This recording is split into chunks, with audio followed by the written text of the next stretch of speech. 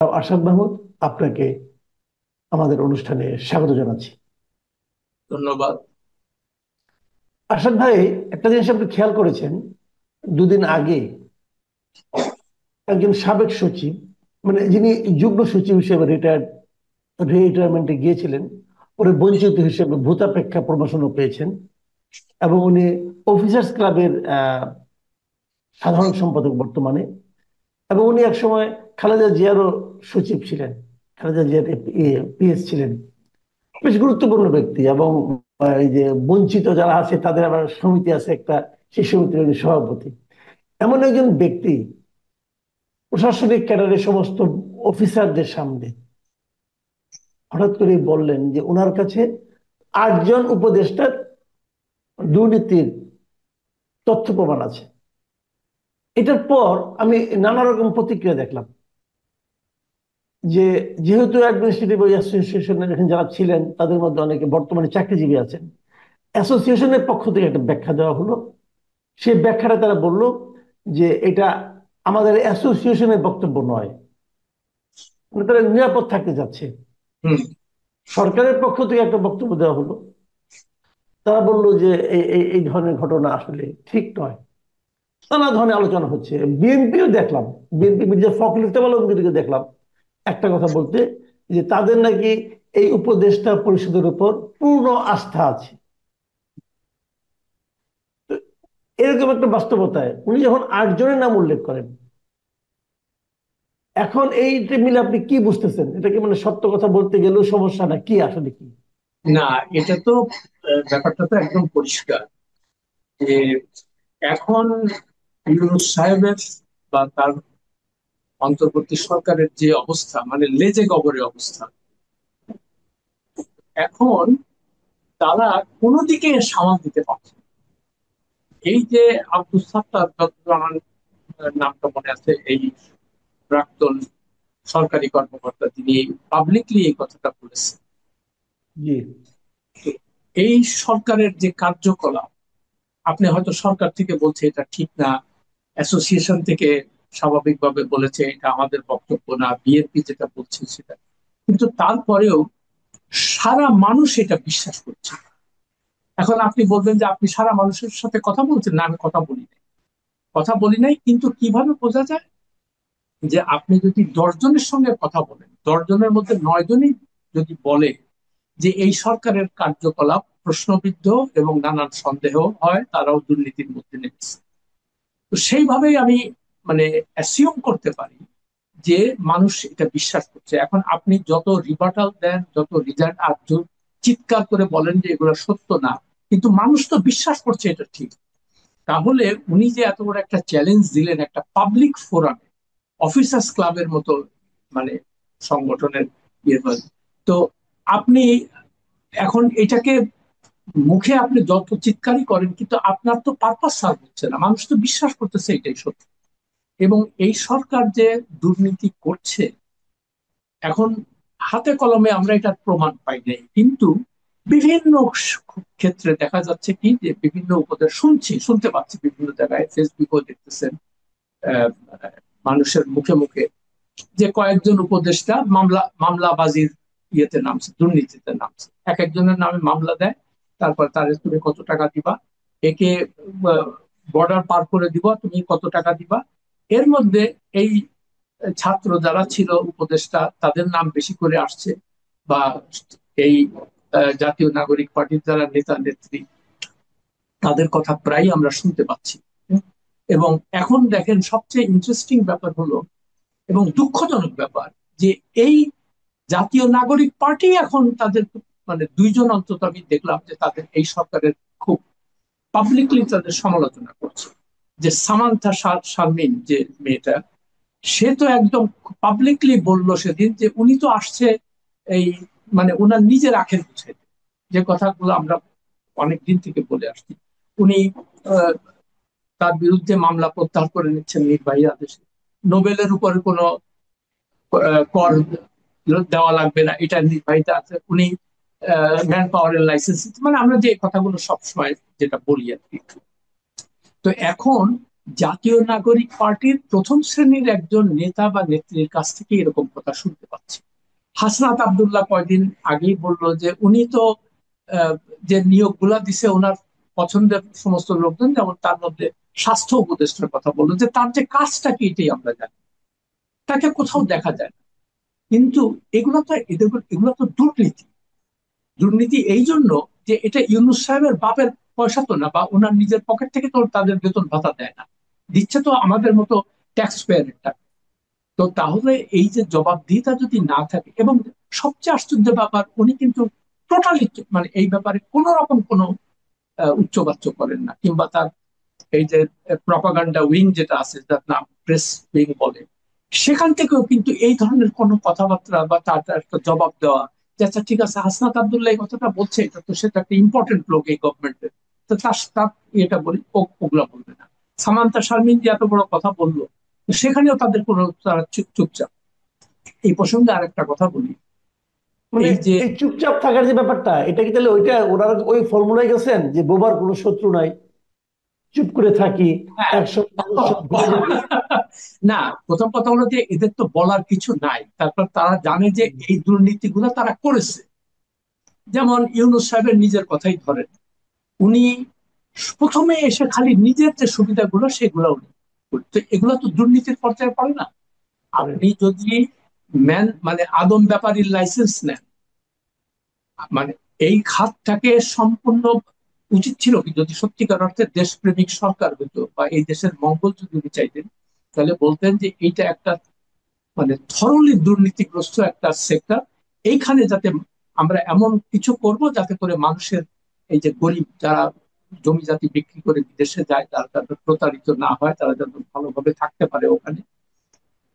সেদিকে উনি না যে দেখলেন যে এখানে হাজার হাজার কোটি টাকার ব্যবসা, অর্থাৎ ওটার একটা ভাগ আমার নিতে হবে, একটা লাইসেন্স নেওয়া। তো এগুলা তো চরম দুর্নীতি। এখন আপনি তার তার পক্ষের লোকজন বলে কি, উনি উনি এগুলাকে খুব ভালোভাবে ম্যানেজ করবে, উনি ওনার যে প্রতিষ্ঠান, সেই প্রতিষ্ঠানের মাধ্যমে উনি এগুলাকে, কিন্তু কোথাও ওনার ওনার প্রতিষ্ঠানগুলো কি মানে প্রশ্নের ঊর্ধ্বে ঊর্ধ্বে, তা তো আমরা দেখতে পাচ্ছি না। গ্রামীণ ব্যাংক নিয়েও নানান রকমের সমালোচনা হচ্ছে, নানান তার বিভিন্ন অঙ্গ প্রতিষ্ঠান যেগুলো আছে সেগুলো নিয়ে নানান সমালোচনা হচ্ছে। তো এগুলো, আর সবচেয়ে বড় কথা, ইউনূস সাহেব তো ফেরেশতা না, সে তো মানুষ, সে তো ভুল আচ্ছা, করতেই একটা পারে। কথা, একটা কথা আমি এটা জানতে চাই। সেটা হলো গিয়ে যে আমরা আগে দেখেছি যে আগের সরকারের আমলে শেখ হাসিনা যখন বিদেশ থেকে আসতেন, অথবা যে কোনো ঘটনায় নানা রকম ছুতানাতায় উনি কিন্তু প্রায় সাংবাদিকদের নিয়ে বসতেন। হ্যাঁ, ওটাকে হয়তো আমরা অনেকে অথবা কেউ কেউ হয়তো ওটাকে প্রেস কনফারেন্স বলতে রাজি হতাম না, আমরা বলতাম যে ওখানে একটা জাস্ট আড্ডাবাজি হয় অথবা রাইট, রাইট, তেলবাজি হয়, এগুলি বলতাম। কিন্তু রাইট। তবুও কিন্তু ওনার কাছ থেকে কিছু শুনতে পেতাম, নানা রকম বিষয়ে ওনার বক্তব্য শুনতে পেতাম, ওনার রসিকতা শুনতে পেতাম, অথবা ওনার নানা রকম আবিষ্কার শুনতে পেতাম, যে কোন রেসিপির কি হবে না হবে এগুলো শুনতে পেতাম। এই ভদ্রলোক 1 বছরের উপরে হয়ে গেছেন, উনি তো একটাও প্রেস কনফারেন্স করলেন না। এটা কি করা উচিত ছিল না ওনার? যে কোনো না, একটা ইস্যুতে তো করতে পারতেন। ওই ওই যে বললাম যে দেশের মানুষের প্রতি বা দেশের মানুষের মঙ্গল হবে, এইরকম, এখন এটা কথাটা শুনতে খুব হয়তো রূঢ় লাগবে, কিন্তু বাস্তবতা আমি যেটা দেখতে পাচ্ছি, যে ওনার এই দেশের মানুষ, দেশের মঙ্গল, এগুলো হলো সব ওনার মুখের কথা, মুখের বুলি। বাস্তবে এসবের মধ্যে উনি নাই। ওনার একটাই একটাই এজেন্ডা, সেটা হলো ওনার ব্র্যান্ডিংটা বিদেশিদের কাছে কিভাবে উনি প্রচার করবেন, ব্র্যান্ডিংটা আরো ভালো হবে। তো সেখানেও তিনি এখন মার খাচ্ছেন ভালোভাবে। এখন তার নোবেল প্রাপ্তি নিয়েও নানান রকমের কথাবার্তা চলে আসছে, মানে প্রশ্ন দেখা দিচ্ছে। তার কারণ এই প্রসঙ্গে একটু বলে রাখি, উনি নোবেল কিভাবে পেয়েছিলেন, এটা হয়তো অনেকে জানে না। আমি যেহেতু এটার উপর একটা কাভার স্টোরি করেছিলাম সেই সময় ওয়াশিংটন টাইমস এর জন্য, তখন আমি এটা নিয়ে একটু রিসার্চ করি। তো তখন যখন ওনার নাম ঘোষণা হয়েছিল, তখন কিন্তু খুব বিতর্ক হয়েছিল এটা, যে উনি তো অর্থনীতিবিদ, উনি শান্তির জন্য কি করছেন যে আপনি তাকে শান্তির জন্য পুরস্কার দিলেন। তো তখন, এবং এইটার মূল বিতর্কের যে মূল ব্যক্তি মানে যেটা তুলেছিলেন, সেটা হলো ফিনল্যান্ডের সাবেক রাষ্ট্রপতি, এবং তিনি একজন ডিপ্লোম্যাট, নাম হলো আহ, মার্টি আথাসারি। হ্যাঁ, তো তিনি ছিলেন কন্টেন্ডার এই পুরস্কারের জন্য 2006 সালে। তো উনি বললেন যে আপনারা কিভাবে, মানে নোবেল পুরস্কার সে শান্তিতে কেন পাবে? সে তো অর্থনীতির লোক, সে গ্রামীণ ব্যাংকে কাজ করছে, ভালো কথা। তখন নোবেল কমিটি একটা বক্তব্য, তারা বলল যে পৃথিবীতে যত অশান্তি বা কনফ্লিক্ট, এটার মূল কারণ হচ্ছে দারিদ্র্য এবং ক্ষুধা। তো ইউনূস সাহেব যেহেতু গ্রামীণ ব্যাংকের মাধ্যমে এই দারিদ্র্য ক্ষুধা দূর করার চেষ্টা করছেন, তাহলে পৃথিবীতে মানে দাঙ্গা হাঙ্গামা কম হবে, পৃথিবীর কনফ্লিক্ট দূর হবে এবং মানুষ শান্তিতে থাকবে, ভালো কথা। সেই সময় উনি আরেকটা তথ্য দিলেন যে আমরা দারিদ্র্যকে মিউজিয়ামে পাঠাবো, জাদুঘরে পাঠাবো। ভবিষ্যৎ প্রজন্ম যারা আসবে তারা বলবে যে আরে, এত দারিদ্র্যের কথা শুধু, পৃথিবী নাকি খুব গরিব ছিল, তো দারিদ্র গেল কোথায়? তখন উনি বলবেন যে দারিদ্র মিউজিয়ামে যাওয়া। তো এই কথা কিন্তু এখন আর উনি বলেন না। হ্যাঁ, তার কারণ দারিদ্র তো পৃথিবীর কোথাও কমে নাই, বাংলাদেশেই কমে নাই, কোথাও কমে নাই। কিছু কিছু লোক খুব ধনী হয়েছে, বৈষম্য সৃষ্টি হয়েছে, তাতে করে হচ্ছে কনফ্লিক্ট আরো বেড়েছে। তো উনি এখন আর ওই তত্ত্ব দেন না, এখন আবার 3-0 নিয়ে আসছে। 3-0 ওই একই ব্যাপার। প্রথম কি? শূন্য দারিদ্র, শূন্য বেকারত্ব এবং শূন্য কার্বন এমিশন। তো সেটাও আর হচ্ছে না। তার কারণ পৃথিবীতে যখন কনফ্লিক্ট থাকে, কনফ্লিক্টের কারণে যুদ্ধ বিগ্রহ থাকে, তখন কি হয়? মানুষ রিফিউজি হয়, মানুষ ঘর বাড়ি ছেড়ে এদিক ওদিক, লক্ষ লক্ষ মানুষ আপনার দেখতেছেন সারা জায়গায়।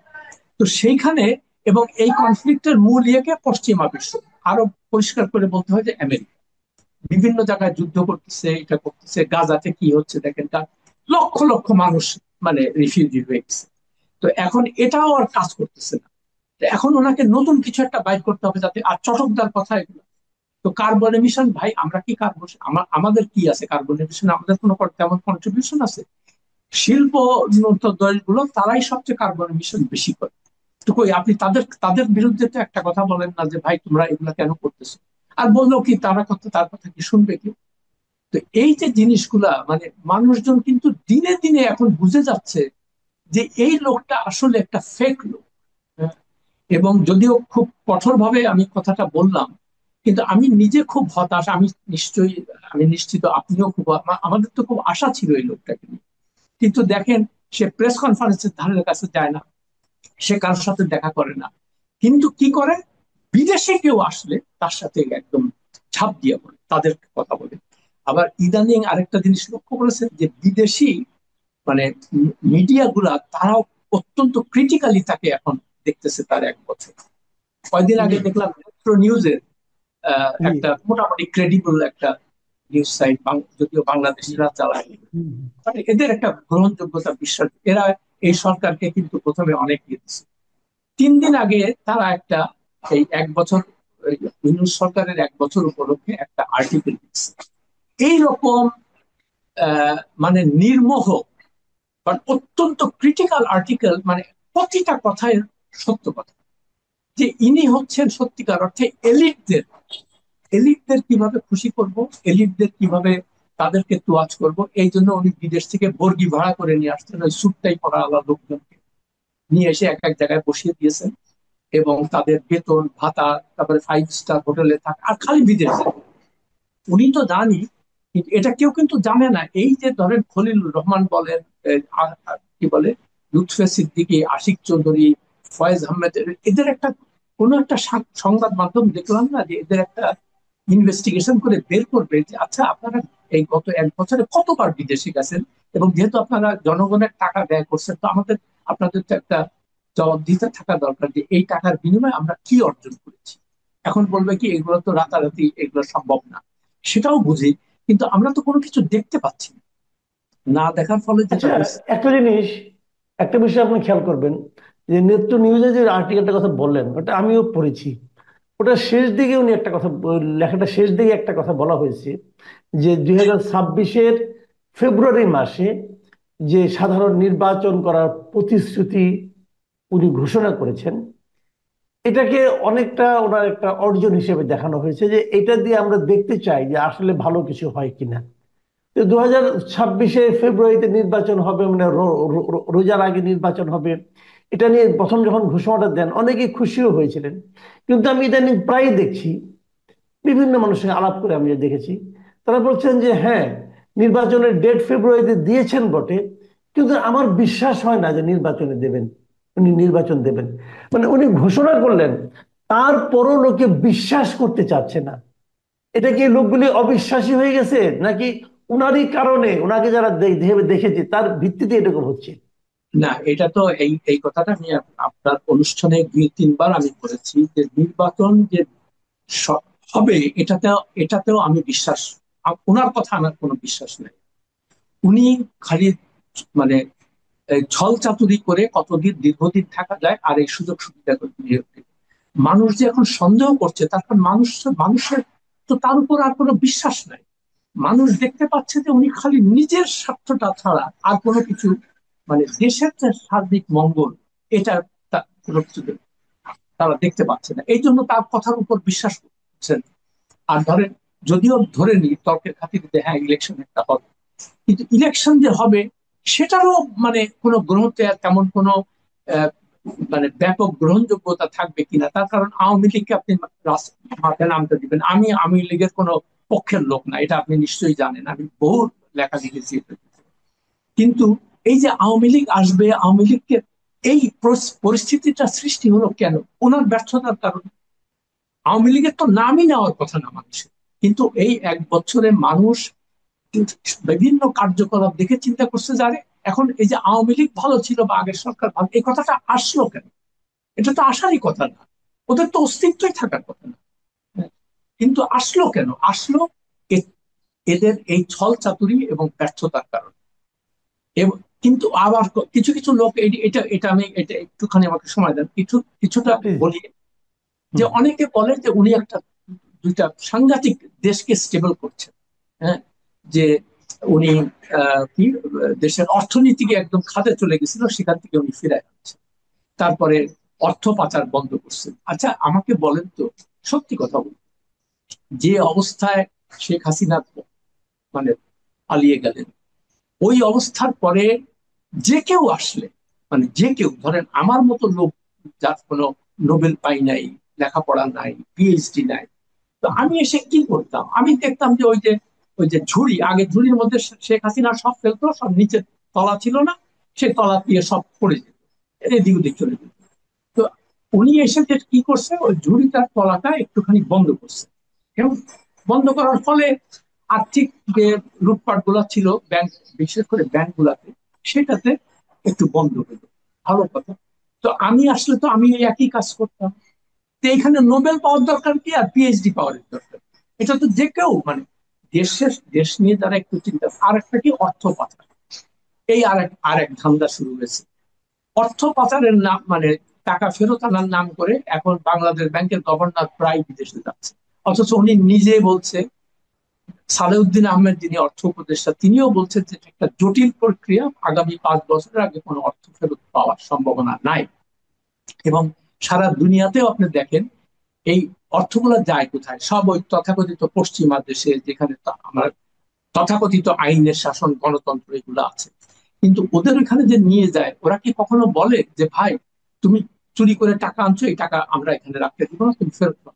তারা বলে যে ভাই, টাকা খালি নিয়ে আসো, নিয়ে আসো, আমরা কোনো প্রশ্ন করবো না। তাই এদের চরিত্র হলো প্রস্টিটিউটদের চরিত্র। প্রস্টিটিউটরা কি হুম। করে? যে কোনো লোকের সাথে শুয়ে পড়ে যদি টাকা দিতে। তো ওরা ওই পশ্চিমা বিশ্বেও তাই, টাকা দিতে পারলেই হইলো কোনো।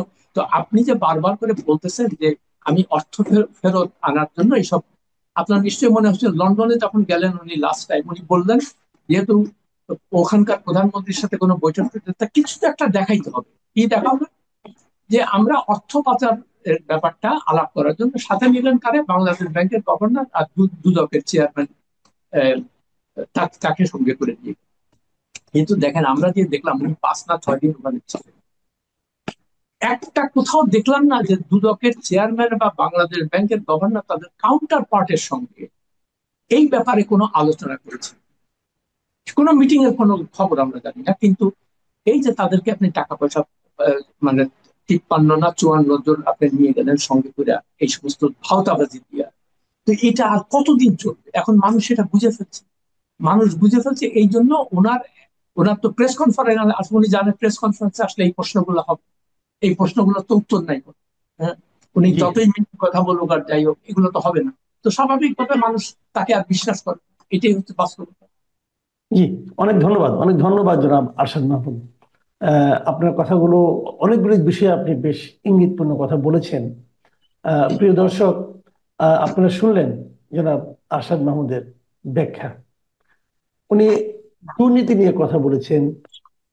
দুর্নীতি ব্যাপারে এখন সরকার বলছে মানে অনেকে হাতে কলমে তারা কোনো প্রমাণ পায়নি, অতএব বলা যাবে কিনা। আচ্ছা, একটা কথা আপনারাও বলুন, হাসিনা আমলে অনেক দুর্নীতি হয়েছে বলে আমরা বলতাম, হাতে কলমে প্রমাণ পাওয়া গিয়েছিল? তখন পাওয়া গিয়েছিল যখন ওরা ক্ষমতায় ছিলেন। ওরা কিন্তু সেই স্পেকুলেশনগুলি সত্য বলে ধীরে ধীরে যখন তারা ক্ষমতা থেকে চলে গেলেন তখন পাওয়া যাচ্ছে। এরাও ক্ষমতা থেকে চলে গেলে হয়তো সেগুলো পাওয়া যাবে, কারণ পাবলিক পারসেপশনটা না মারাত্মক। কাজেই মারাত্মক। সেই জিনিসগুলো কিন্তু আমাদেরকে গুরুত্ব দিয়ে ভাবতে হবে। ডক্টর ইউনূস সম্পর্কে আসাদ মাহমুদ সাহেব যে ব্যাখ্যা দিলেন, ওনার সঙ্গে তার ব্যক্তিগত পরিচয় ছিল, ওনার অভিজ্ঞতা আমাদের চেয়ে অনেক বেশি, ওনার অবজারভেশন ক্যাপাসিটিও আমাদের চেয়ে অনেক বেশি। সেগুলো আমরা এখন কিন্তু মিলিয়ে নিচ্ছি। উনি হয়তো আগে দেখেছেন, আমরা এখন দেশের সমস্ত মানুষ ওনাকে দেখছি যে উনি আসলে করছেনটা কি। এবং যে কথাটা বলে আমি শেষ করব, যে উনি এই যে আপনি যে ইংল্যান্ডে যে ওনার যাওয়ার কথা বললেন, সেখানে উনি কিন্তু এই দেশের মানুষকে একটা বড় ধরনের অপমান করে এসেছেন। আপনি মনে আসছে চেথাম হাউসের সেই ইন্টারভিউতে উনি কিন্তু বলেছিলেন যে বাংলাদেশের মানুষের কাছ থেকে, ভোটারের কাছ থেকে টাকা দিয়ে ভোট কেনা যায়, টাকা দিলেই তারা ভোট দিয়ে দেয়। তো এই ধরনের আমাদের দেশের ভোটারদের সম্পর্কে, সাধারণ মানুষ সম্পর্কে এই ধরনের যে চিন্তা, মূল্যায়ন, উনি আমাদের সামনে নির্বাচন দিচ্ছেন। আমরা জানি না কতটুকু কি হবে। আসাদ মাহমুদ সাহেব আরো একটা কথা বললেন, আওয়ামী লীগের কথা কিন্তু মানুষ এখন উচ্চারণ করছে।